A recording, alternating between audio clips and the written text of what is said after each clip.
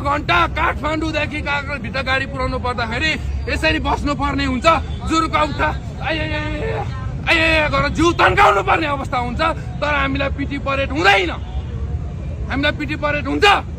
तपाईँहरूको सुरक्षा गरेको हो कि मैले तपाईँलाई ठाउँमा पुऱ्याएको हो कि मैले यदि मेरो कारणले मैले एक्सिडेन्ट गराए तपाईँहरूको जिम्मेवारी धरातलमा बनाए। मैले लाइसेन्स लिएको हो, मैले नेपाल सरकारमा जाँगर खान्छु भनेको, तर मैले गल्ती गरेँ भने म फाँसीमा चढ्न तयार। तर यदि बाटोको कारण एक्सिडेन्ट भएको थियो भने यो सरकार फाँसीमा चढ्न तयार कि नै? तपाईँहरू आन्सर दिनुहोस्। जहिले तपाईँहरू ड्राइभरलाई गल्ती भन्नुहुन्छ। तपाईँहरू योबाट बाटो धार्मिकमा जाँदा यो धार्केको लाइनमा जानुहोस्। यो प्रत्येक होटलमा गाँजा ड्रग के बेच्छन् भने यो दिने सामाजिक तपाईँहरू नै होइन के निकाल्ने भने यो होटलमा 250 रुपियाँ यो यसमा निकाल्ने वातावरण त्यो खाना खाने वातावरण मिलाइदिनुहोस् त हजुर, राम्रो खालको। हामी ड्राइभरहरू त्यहाँ लगेर खाना खुवाइदिन्छौँ।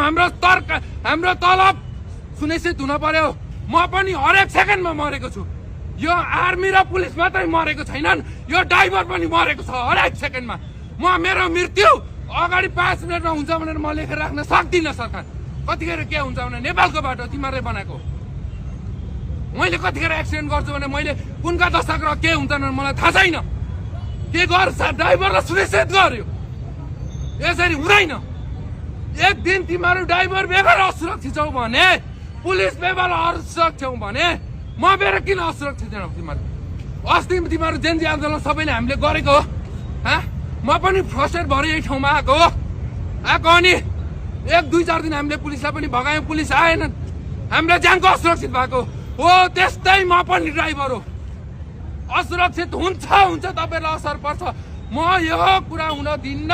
जबसम्म ड्राइभरको तलब फिक्स हुन्न यो नेपालमा तबसम्म ड्राइभरले काम गर्नेवाला छैन। अबको दिनमा ड्राइभर सोधा छैनन् महाराज। तपाईँहरूले एक्सिडेन्ट सोच्नुहुन्छ होला। तपाईँले 1-2 वर्ष अगाडि मात्र हेरेको थिएँ मैले भिडियोमा, एउटा 50-60 वर्षको उमेरको बुढोले यो महाराजगञ्जमा पुरा गाडी चलाइराख्नु भएको थियो क्या। तपाईँले केही बुझिरहनु भएको छ, सुनिरहनु भएको छ?